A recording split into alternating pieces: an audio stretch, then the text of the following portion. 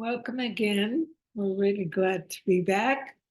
And Bill has started this new adventure on Sunday mornings of fixing a breakfast for both of us. And I'm loving it. Yeah, it came out a couple of months ago. I was just noticing that we prepare the same breakfast for each other. We each do our own breakfast. Breakfast is kind of an individual thing around here. So we have our routines and we do our breakfast every day. And it was just week in and week out. And I was going, gosh, I used to enjoy all these different things for breakfast. Weekend breakfasts when I was growing up, there was something different going on. It wasn't the usual. And I thought, gosh, there's these other recipes. Let me try some new things. So I decided every Sunday I would make a different breakfast for both of us. And so I was reflecting on that as I was thinking about what to do. Today is Sunday, so I was going to do today. And I came up with something that would be fun and new. And I was just thinking about how is it that we so often go to routines in our lives and kind of are satisfied with the comfort of that routine, but it doesn't really produce happiness and aliveness. So I was thinking, what is it that has us go there when we have this capacity to be happy and alive? And then we get into a grind, they often talk about getting into a rut. And it's like all that happiness goes away. And we were talking about it this morning. It's like, well, yeah, we go to comfort because we want to feel safe. Yeah, for me, I think it's more efficiency. I do the old again and again because it's familiar and I can do it quickly. Yeah. So there's that aspect of the mind. But again, when we rely on our minds for how to live our lives, when we put our personal thinking in the driver's seat, it can lead to a lot of efficiency and getting a lot of stuff done. But where's that feeling of aliveness? Where's the happiness really? So we were looking at that, and it seems like happiness is the experience of my life, my experience in life when I'm doing something new quite often, when I'm really present, when I'm not thinking about how to be safe.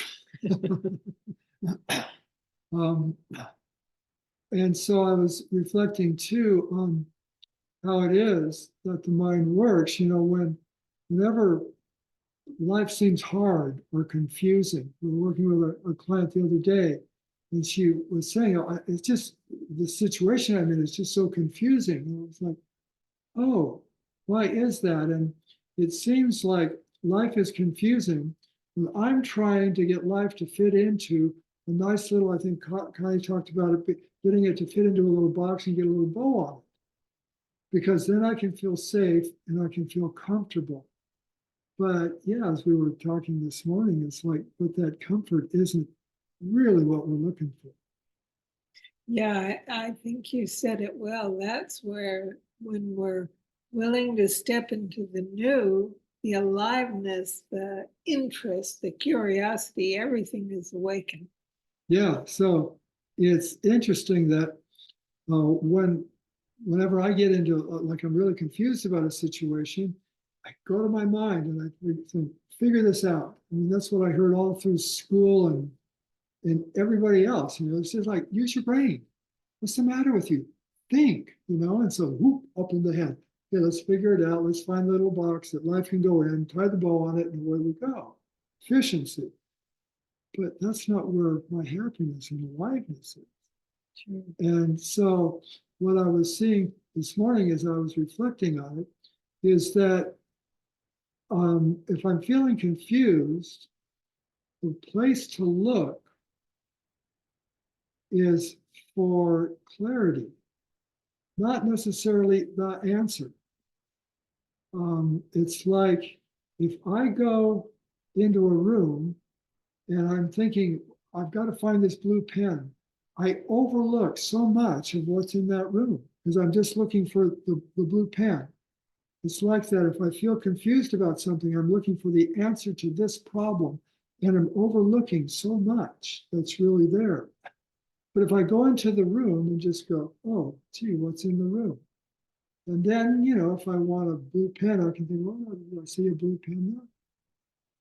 Like that, if I will get present, if I will just let my mind settle, we sometimes talk about that snow globe analogy. When I'm feeling confused, it's like my mind is so filled with thinking. It's like a little snow globes all shaken up. All those little snowflakes are all the different little thoughts whirring around in my mind. Yes. And the place to find clarity, for that snow to settle down, I have to just put the snow globe down. I don't think more about how to find clarity. And like that, I was seeing today, it's like I find clarity by simply settling, by stepping away from, zooming out from the situation instead of trying to zoom in and find one particular thing. And what came to my mind in this regard was how we have friends who have grandkids, and whenever they talk about their grandkids, they just can't wait to be with them again. I mean, they want an excuse to be with them. It's like, well, why is that? We don't have kids or grandkids, but we can certainly relate to what they're sharing. And I was thinking, when you're with these young children, they are in that place of presence. And what's their experience? They are having fun. They are having fun. They're alive. They're alive. They're alive. And if something's not working out in that presence, they find what's next. They get tired of the swing, they go to the jungle gym. It's not like, oh, I'm tired of the swing. This is so confusing. What am I going to do now? If the snow globe is settled, they just go, jungle gym. and we as adults, we see that and we resonate with that. It's like, oh, but what if there's more of a lesson in being with grandkids than just having fun? Really seeing that whenever we get in a place of routine or a rut or comfort, as opposed to the aliveness that is so vital, that at least I am always yearning for. What if it's coming into the present moment and just seeing what's there? Is it a slide? Is it a jungle gym? Is it the swings? However you want to look at it, what am I drawn to in that moment, in that presence, and the clarity that's there?